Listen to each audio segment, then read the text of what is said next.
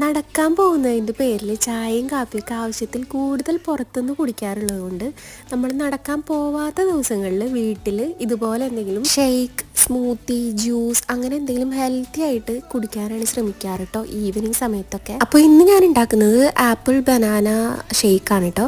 ഇതിന് വേണ്ടിയിട്ട് 2 apple, half banana, പിന്നെ 2 ഡേറ്റ്സ്, പിന്നെ കുറച്ച് നട്ട്സ് കാര്യങ്ങളൊക്കെ എടുത്ത് നന്നായിട്ട് മിക്സിയിലിട്ട് അടിച്ച് കൂടെ ബൂസ്റ്റും കൂടി ഇട്ടിട്ടുണ്ട് കേട്ടോ. ആവശ്യത്തിന് പാൽ ഒഴിച്ചിട്ടുണ്ട്.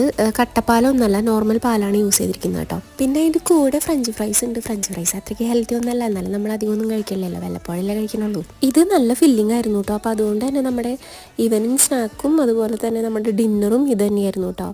നല്ല ഫില്ലിങ്ങും ആണ്, മാത്രമല്ല നല്ല ഹെൽത്തിയും ആണ് ഈ ഒരു ഷേക്ക്.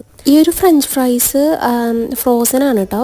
സാധ്യ എന്ന് പറഞ്ഞിട്ടുള്ള ബ്രാൻഡിൻ്റെയാണ്. ഭയങ്കര ടേസ്റ്റാണ് കേട്ടോ. ഇതിനകത്ത് ഞാൻ കുറച്ച് മുളക് പൊടി ഒന്ന് വിതറിയിട്ടുണ്ട്. അപ്പോൾ ഒന്ന് എക്സ്ട്രാ ടേസ്റ്റി ആയിരിക്കും. അപ്പോൾ ഇത്രയുള്ള അടുത്ത വീഡിയോയിൽ കാണാം. ബൈ.